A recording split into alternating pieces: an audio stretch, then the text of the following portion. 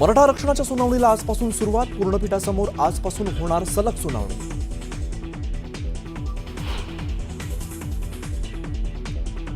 स्थानिक स्वराज्य संस्थांच्या निवडणुकीची तयारी सुरू. राज्य सरकारने मुंबईसह राज्यातील सर्व महानगरपालिका आणि नगरपरिषद नगरपंचायतींच्या प्रभाग रचना करण्याचे आदेश केले जारी.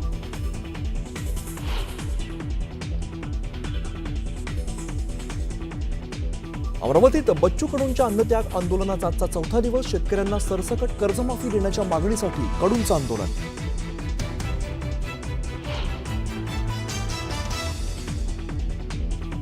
भारताचे राष्ट्रीय सुरक्षा सल्लागार अजित डोवाल यांनी घेतली मुख्यमंत्री देवेंद्र फडणवीसांची भेट. काल रात्री उशिरा वर्षा निवासस्थानी सरीच्या भेट.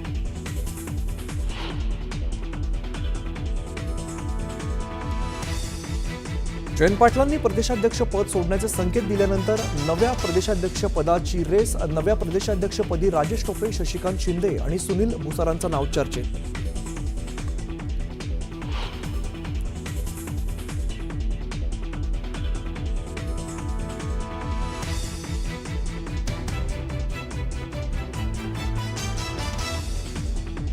राष्ट्रवादीच्या मेळाव्यात नेत्यांची जाहीरपणे एकमेकांवर फक्त शेलक्या शब्दात टीका. तर विलिनीकरणाच्या मुद्द्यावरून बोलणं टाळल्याने राष्ट्रवादीत नेमकं चाललंय काय, चर्चांना उधाण.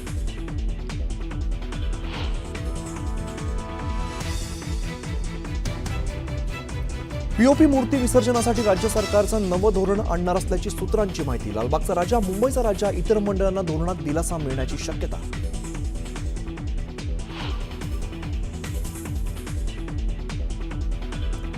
सिडकोकडून जून महिन्याच्या अखेरीस 22,000 घरांची लॉटरी जाहीर होण्याची शक्यता. आजच्या संचालक मंडळाच्या बैठकीत शिक्कामोर्तब होण्याची शक्यता.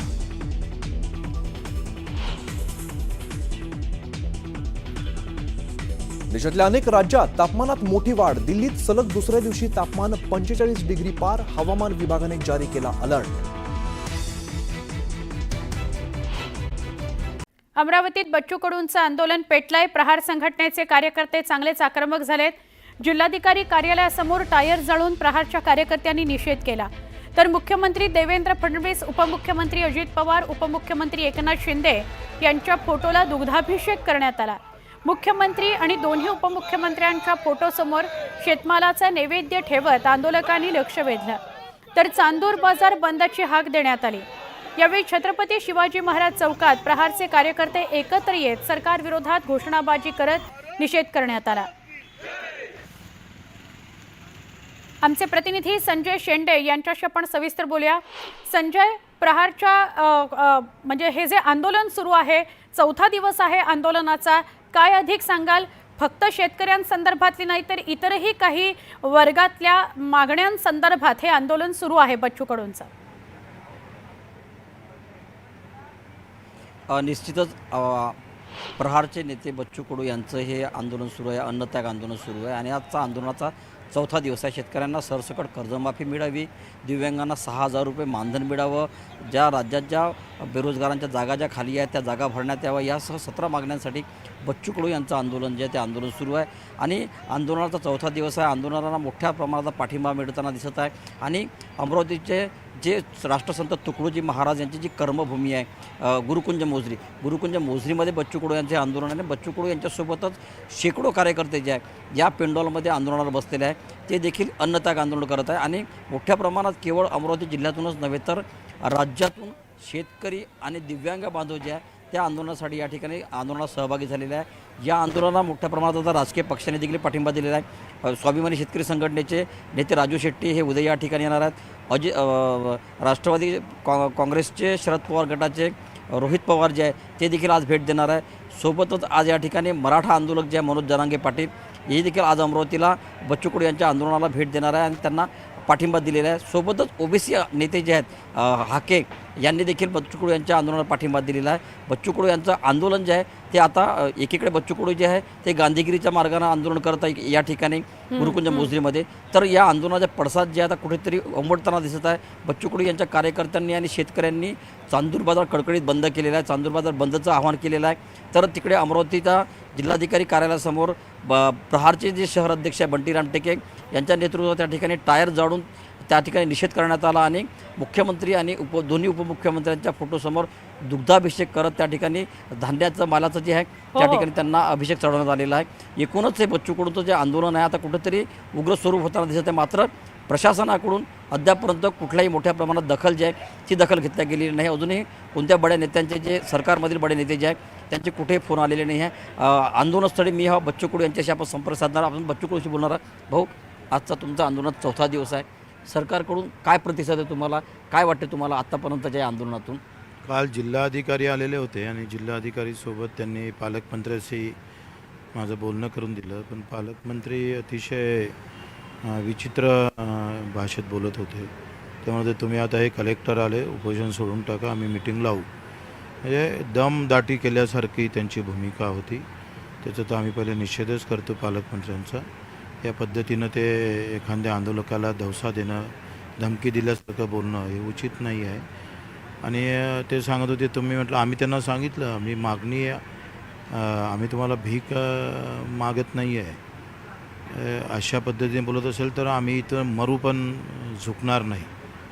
आम्ही मरणं कबूल करू स्वतःचं, पण आम्ही झुकणार नाही. या पद्धतीनं सरकारनं ज्या पद्धतीनं पालकमंत्र्यानं बोलले ते अतिशय दुर्दैवी आहे.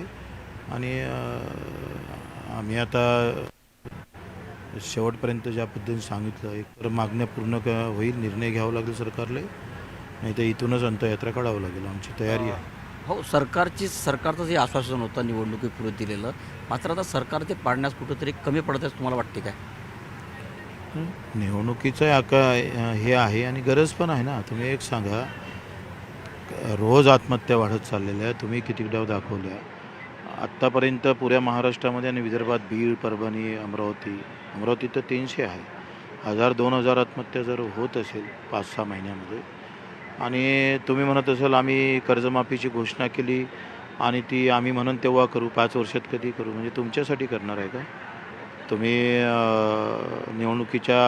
पुढच्या निवडणुकीच्या 1 वर्षा अगोदर करा, म्हणजे तुमच्यासाठी कर्जमाफी करणार का शेतकऱ्यासाठी करणार आहे? हे ह्या भूमिका स्पष्ट केल्या पाहिजे. आणि आम्ही ज्या मागण्या करतो आहे, शेतमजुराच्या, आता गावातला जर साप चावला तर तो शेतकऱ्याला मदत भेटतं, पण मजुराला भेटत नाही. शेतमजुरासाठी एकही योजना देशामध्ये नाही आहे. देशामध्ये सांगतो मी, त्या मजुरासाठी तो राबणारा, शेतकऱ्यासोबत असणारा मजूर, त्याच्यासाठी स्वतंत्र आर्थिक मंडळ असलं पाहिजे. दिव्यांगाचं 1500 रुपयात कसं होते ते मुख्यमंत्र्यांना समजून सांगावं. आम्ही मागं घेतो तो, त्यांनी सांगितलं पाहिजे का 1500 रुपयात दिव्यांगाचं भागतं बाबा.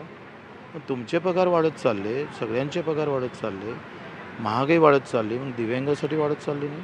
म्हणजे दिव्यांगाचे पगार कमी होतं. इकडे हमी भाव आम्ही जर तूर पाहिली तर 7300ची तूर आज 6300ला विकावं लागतं. काही चिडच नाही हो कोणाला. सोयाबीन 3400ला विकावं लागली. 4 क्विंटल सोयाबीन झाली एका एकरामध्ये. 3400नं विकल्यानंतर राहीन काय त्याच्याजवळ शिल्लक? अशा विचित्र अवस्थेमध्ये जेव्हा शेतकरी जात आहे, तेव्हा तुमच्या भूमिका स्पष्ट होणं गरजेचं आहे. आजही घरकुलाचे पैसे भेटले नाही, विहिरीचे पैसे भेटले नाही. अर्धवट घरकुलं पडले लोकांचे, अर्धवट विहिरी पडलेले आहे. 6-6 महिने दिव्यांगाचे पगार बंद आहे.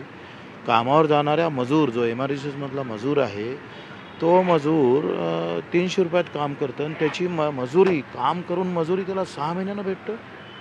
काय विचित्र पद्धत आहे. आणि 300 रुपये तुम्ही किमान कायदा आणला, कामगार किमान कायदा, वेतन कायदा आणला, तो 14,500चा आहे. आणि रोजगार हमी